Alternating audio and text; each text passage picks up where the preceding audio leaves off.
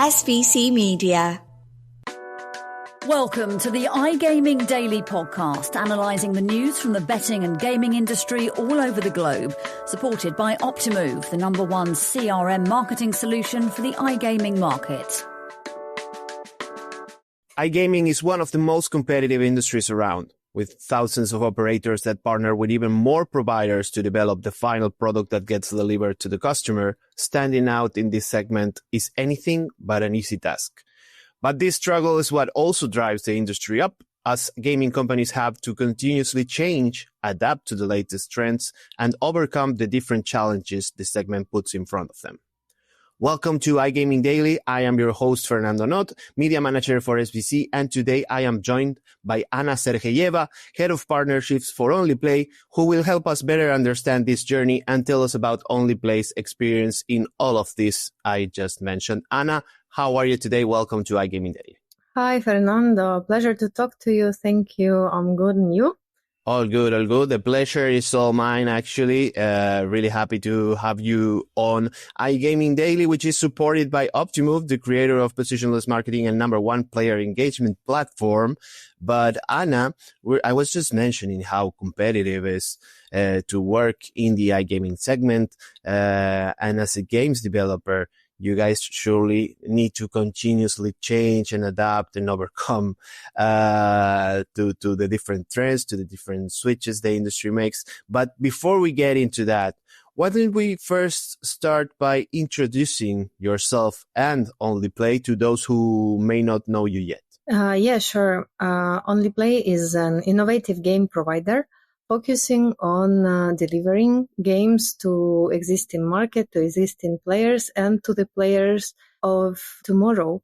And this is one of our main company's motto. We build the games for the players of tomorrow. And it's true that we focus on innovations, on bringing innovative ideas into games, and we launch games improved some features, some tools or mechanics that make the gameplay more interesting and exciting for the player. And in our portfolio, there are more than 100 games.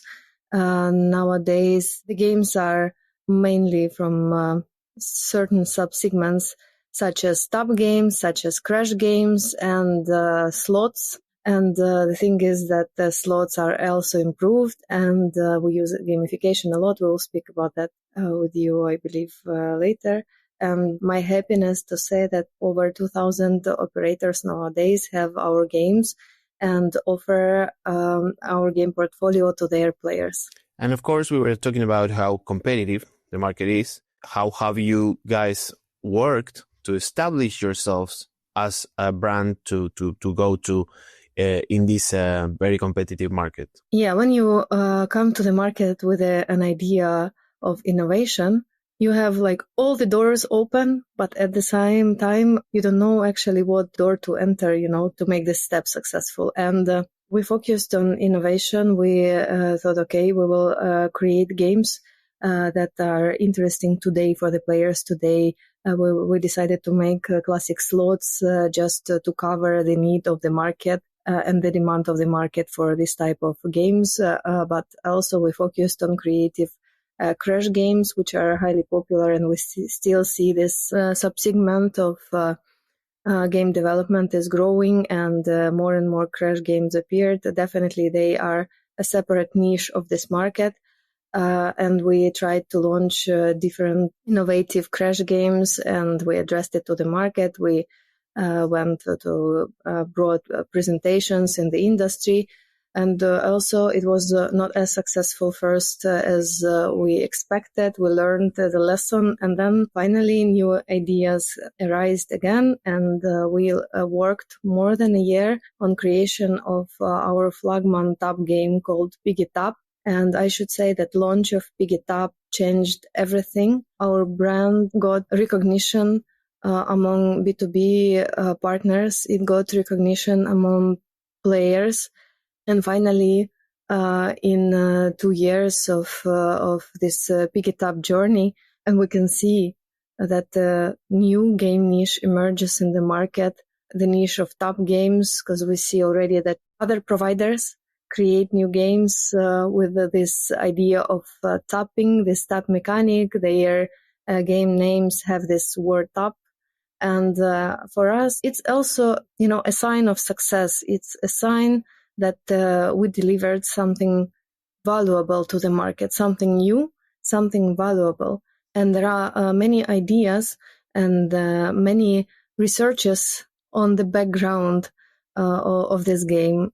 And we plan to expand and to develop this top games product line. I'm gonna get into top games right after this next question, because I don't want to lose what we were talking before and what you mentioned before, which is one of the biggest buzzwords for the iGaming segment right now. And I'm not talking about AI, I'm talking about gamification.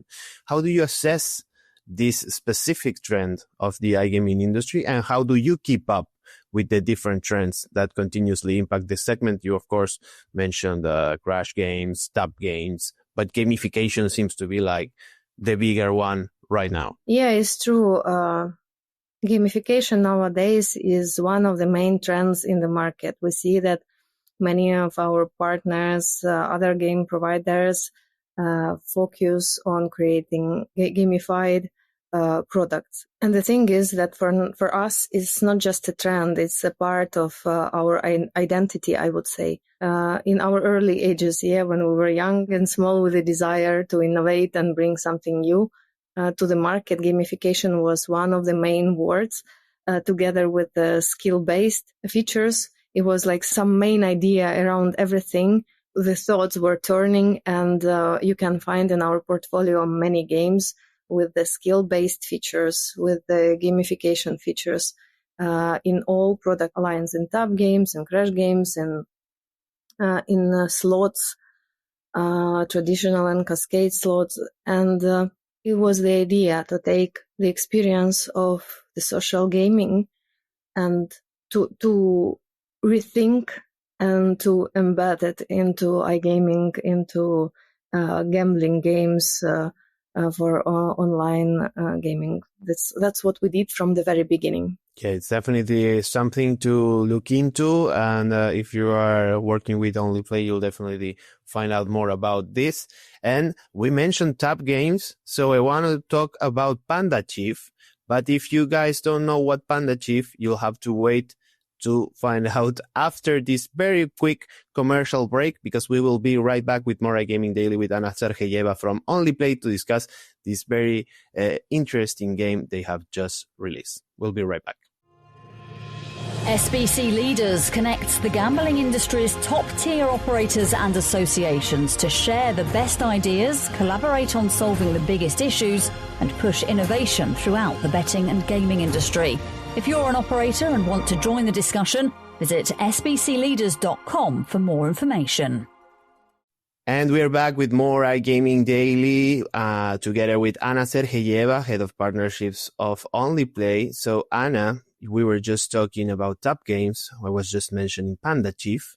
And, of course, in the iGaming industry, an engaging user interface is a big part of customer retention, because, to put it simply, you can't just get people to play an ugly game, right? Like, if your game looks bad, people probably won't like it. So you just launched a very visually appealing game, actually, with Panda Chief. Why don't you tell our listeners about it? Yeah, so the idea of the game scenario is cute, funny panda that is soft and feels so warm when you see it. And it's standing in the kitchen cooking sushi. And the player joins this process of sushi preparation by tapping the button, and starts to cook sushi together with Panda. Every tap means something in this game. Every tap starts the action in the game, delivers something that happens in the screen that player sees, and delivers rewards. The game is built to make a player to feel cozy. We used warm colors specifically to create this warm and nice feeling in the game design. And also it is mobile oriented. So like you have this vertical screen and it is fulfilled. So finally you really immerse and nothing disturbs you. And speaking of gamification, Panda Chief has actually the built-in feature around gamification approach. So why don't you tell us about Onlyplay Blitz contests? Yeah, these are unique in-game tournaments of Fortune Chef Panda. The idea is to bring some social element into the game. These Blitz contests, they allow players in certain safe way to interact with each other. They compete, they climb leaderboards, they win prizes, and it's something really to create a community around the game. Similar thing, similar idea lays in our Piggy Tap, where players see each other on the screen as small avatars. But here we decided to focus exactly on the game scenario, but also to give this social feeling of connection to other people in this Blitz contest. And one of another particular, or maybe the main feature that sets this game aside from other games is the possibility to tap or swipe on touchscreens. And we had been mentioning throughout the episode the concept of tap games. So what motivated you to develop this type of playing style? And do you think we can expect any other different or innovative playing styles like the tap? But first, let's go with what motivated you to develop the tap style. Well, we understand that the way people interact with their phones is something we definitely have to take into account, and we do believe in at Onlyplay that it had to be taken into account long ago. In fact, the statistics says that 95 to 97% of people play the games from their mobile devices, from their cell phones. And we thought of that the game has to work in the natural way for the player. And how do we naturally use our smartphones? We tap, we swipe, we do all this stuff naturally. And we thought that if you build one button on such a big screen, it's not enough. You have to give the player the freedom to press wherever on the screen to feel comfortable, depending on the size of his device, I don't know, size of his hand, the way he naturally used to do that. And if he has more space for that, is more interesting for him. Finally, he can entertain even, tapping the way he likes. So it's some extra entertainment and also extra care about players. Yes, it sounds like it's more engaging to be tapping on the phone or swiping than just like click on the little button with the. Yeah, it's true. We always remind TikTok, because the thing is that people who use TikTok are our future generation, our future audience. And definitely what they do, they swipe and, they use all the screen. So that's the idea. Yeah, absolutely. I won't say how many hours I spend on TikTok as a 33-year-old teenager. But you can follow iGaming Daily on TikTok if you want. iGaming Daily podcast, all separated by underscores, where you'll find snippets of this podcast. So definitely a good thing that you mentioned that. But Anna, what do you think are the main challenges for the industry going into 2026, both for Onlyplay specifically and the iGaming industry in general? I believe that one of the ongoing challenges for any unit of this industry is to evolve together with their players. Nowadays, new generation demands transparency, fairness, and active participation and engagement. So this is something we should constantly work on. And we have to adapt to the changes of mindset and to the evolution of technologies. And also, the nearest challenge is to maintain the interest of the player, since there are more and more gamification products and tools emerging, And finally, the competition also in this area grows, and players get new experience, they get used to, and they get more picky. So finally, the challenge is to feel what's the best for the players among everything, and what is going to last longer than anything else. All right. And to wrap this up, Onlyplay builds the games for the players of tomorrow. So what I want to know is what's going to happen tomorrow? What can we expect from Onlyplay going forward? As I mentioned, we are going to expand our product line of Tap games. And there are some new ideas in the pocket. So who knows, maybe 26 is going to show the world some new game mechanics.